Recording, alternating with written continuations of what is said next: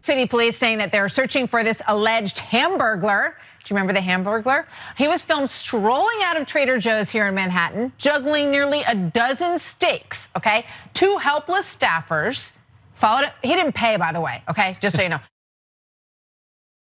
Okay, so we talked about this yesterday on the show, and that is that, there's this individual who's been identified as a homeless man who stole 10 steaks from a Trader Joe's, which led to Morning Joe covering it and the plight of shoplifting being the most important thing happening in America.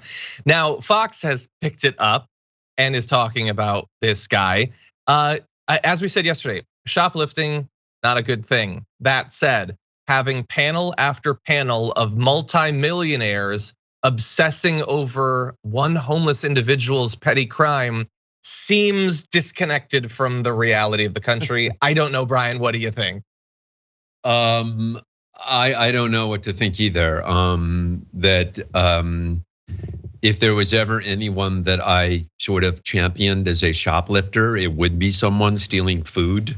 Like I mean, and this is kind of what it's come to. I mean, the next story for them was probably just how high inflation is and how no one can afford housing and nor anything else. But it's like, why we it's the cruelest thing among anything in our society that we can't feed people, that we can't give people food. So I don't know. I don't know. The tone is so predictable, and that they would turn this into the issue of, look how this city can't fight crime, and look at New York and how awful it is, and this is happening in cities around them. Shoplifting is, there's no justice. People can just walk in. There's that in LA. People have accused the city of not being able to sort of combat shoplifting. I mean, it's just, I don't know. We are the one thing we lack clearly is empathy.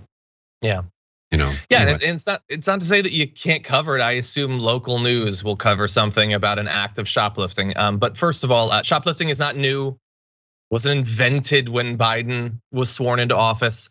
And again, it is at best an opportunity to provide some context, like we did yesterday when we talked about a comparison of the societal financial toll of petty crimes, larcenies, robberies, compared to things like wage theft and civil asset forfeiture, those sorts of things.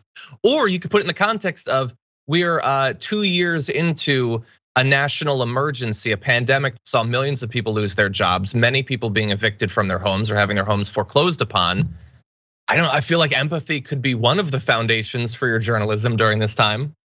Yeah, and also these stories, as you alluded to, have always been there, and we are just seizing upon available video, which we can put on TV and exploit it. So, I don't know, the glibness and tone of her voice. Hey, remember the Hamburglar? That this was a funny little story about a guy starving. I mean, just I don't know. That tone and that's something you don't hear on, other news outlets. You just don't. Let's make fun of the hungry and the poor. Go. You don't often hear like Amy Goodman starting up a news broadcast with that. By the way, we're gonna play a little bit more of her video. I have cut out the fact that she literally brought on a comedian to discuss this, which can be fine. You're a comedian and you're discussing it from a perspective of empathy and understanding. That was not what they got out of their panel. That said, here is a little bit more of what they did say. I am such an idiot. Like, I'm paying for my dinner. I go to the store, I fill up my cart, and then I wait in line and I pay for it. What am I doing? Am I an idiot? We're laughing, but we're only laughing because we'd be crying otherwise. I mean, it's unbelievable, the breakdown of civilization that we're witnessing in this city and others where this is normal. And the poor workers just like, it happens every day. Like, the guy probably used to get upset about it, but now he's like, I just don't care. I mean, what am I supposed to do? Brian. The Yuck Factory is working overtime there to milk every last laugh out of it. I don't know. He went on to say something about, this is why we need to. I think he did his best to go to another, exploit the comedy about being vegan or something, that people should maybe. Eric Adams. Yeah, and that folks should be more vegan. But I mean, I don't know. This is like one of those stories you just leave alone naturally. I've worked in newsrooms, and it's one of these things where it's like, this is a story about poverty and hunger. Yeah. I mean, what else are you gonna do with raw meat? Yeah. I mean, it's not like you're gonna go fence that on Canal Street. Yeah. You know, I've got some chuck roast here. I've got some sirloin here. You know, it's not that.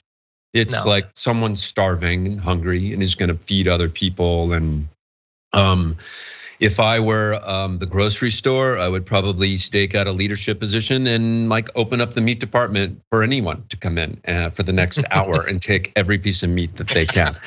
But what am I doing paying for my food? Crazy me.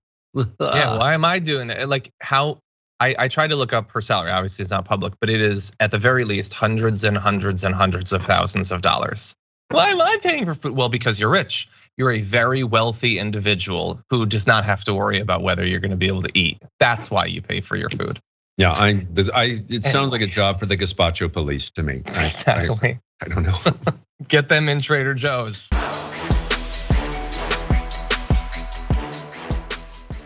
Check out the Damage Report podcast each day, wherever you get your podcasts, whether Pocket Casts or Stitcher or iTunes. You can join me as I give you the news and stories you want, with a range of co-hosts and interview guests jumping in on the fun each day. Again, that's the Damage Report, wherever you get your podcasts. And if you get them at iTunes, don't forget to rate and review. Sometimes I'll read them live on the show.